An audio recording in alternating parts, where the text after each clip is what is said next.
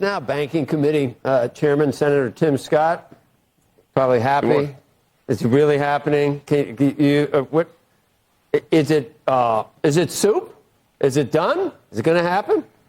Good morning. We are really excited about the housing bill. We got it through the Senate one more time yesterday, 87-9. It looks like there's a fast path. The House has agreed to same principles that we have, which means the president should be able to sign the bill that makes 2026 a year of affordability, focusing on the average person in the country. In a country where the average first-time home buyer is 40 years old, Joe, that number is going to come down. The age will come down. Great news for the American people. I think this happens within the next 2 or 3 weeks. Really exciting times. We don't see a lot of things like this. You call bipartisan, bicameral, just across the board. I'd like to say, God, that's great, but for some reason it just makes me uneasy if both sides are. Where were the disagreements, not only between the two parties, but also between the two chambers? Believe it or not, one of the biggest disagreements, Joe, was on the central bank digital currency. Has nothing to do with housing, but was attached to the housing bill. And so trying to figure out a path forward to have a 5-year sunset was an issue that we had to fight for. The Freedom Caucus in the House, really important issue for them. So we wanted to make sure that we threaded the needle. Working with Maxine Waters, for me, not always a joy, frankly. Working to find common ground on some of the community bank bills. If you think about housing, without any question, it's not the GSIBs that are focused on mortgages. It's your community banks who focus their attention and their time on providing resources for first-time home buyers, making sure that we make it easier for community banks to have a step forward to lean into mortgages. Really important part of the equation, getting that done. Listen, we call them the four corners, work together to make sure we didn't think red or blue, we didn't think House or Senate. We really started thinking about single moms like the one that raised me, the waitress I spoke to last weekend in a restaurant. How can we make life more affordable for the average person? Somehow that broke through both chambers, both sides, and that makes 2026 a better year right now than it was just a few months ago. I guess I could find criticism from both sides, which is usually usually what to expect. I think, private sector advocates, like the Wall Street Journal, the op-ed pages, talk about this as a gift to Elizabeth, Senator Warren, and some of the other Democrats in certain ways.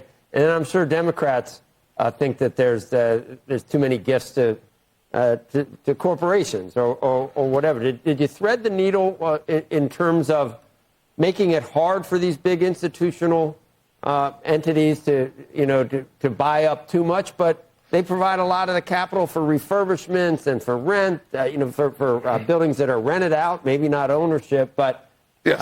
You need to not have unintended consequences. This is the right. Well, Joe, Joe, you make a really important point here, Joe. The large institutional investor piece, the president spoke about it in his State of the Union. No question, a lot of pushback, frankly, on both sides. Republicans are not really in favor of seeing anyone taken out of the market. But what we did, we studied the market. 3% of the closings are institutional investors. One of the pieces of the first iteration of the bill had a 7-year must sell. That really was not received well in the market. Frankly, they had an allergic reaction to it, and rightly so.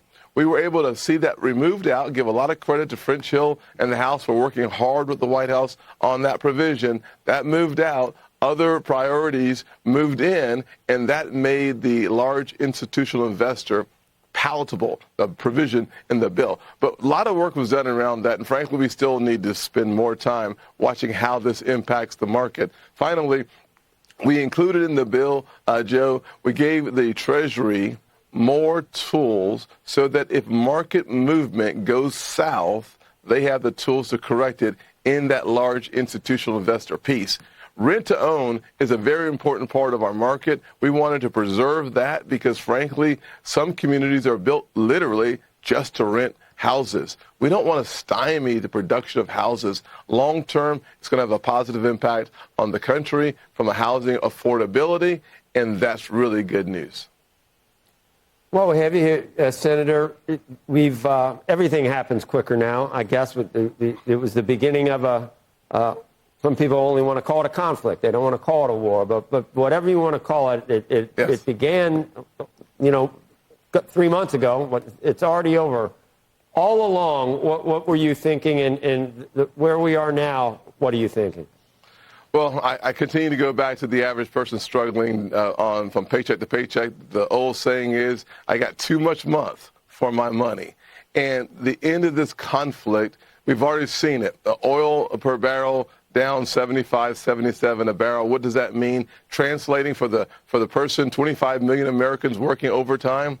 That means that the price of gas is coming under $4 a gallon. Just yesterday, we saw some signs of that kind of progress. The more progress we see like that, the more we can celebrate some parts of this deal. And think about it, this started 3 months ago, but really it was last summer when the first impacts happened as it relates to trying to decimate and destroy Iran's ability to have the infrastructure necessary for a nuclear weapon. And so 2 really positive points coming out of this. Number 1, gas prices are coming down. Number 2, we have at the very least delayed for years the development of a nuclear program in Iran. Those 2 things we could absolutely celebrate. Okay. And once again, while we have you here as the banking committee chair, was it like watching like The Godfather? I mean, were you that interested in Kevin Warsh yesterday? Were you glued to the testament? Yeah, go ahead. Yeah, I'm a big Godfather 3 fan, so it was more like watching Godfather 2. It was still good, very strong, but at the end of the day, what Kevin did was I think he did speak to the independence of the Fed. We saw that because they kept interest rates where they were, but more importantly, what we saw for the first time in a long time was a unanimous decision coming out of the Fed to keep interest rates where they were. Last vote, I think it was 8-4. That was one of the biggest divides on the Fed. Having our Fed work hand in glove is really important. Having the members talk and think through the process, really good. Couple points I thought were really important that Kevin made, frankly, in his statements and with his actions. Number 1, follow the data. Market, follow the data. Not the Fed, but the data. Number 2, let's find a way to keep the focus on the market, on the economy. He said something that I thought was very encouraging for the average person in our country: price stability. We haven't seen that recently. We'll have more of that because Kevin Warsh is now leading the Fed. I'm excited about that part. Great. Okay, Senator Scott, thanks. And wow, it's really going to happen next week. You'd have to take a victory lap when it does. I know it's meant a lot to you with your background and your life story and everything else in terms of housing. But appreciate your time today, Senator. Thank you. Thank you very much. Okay.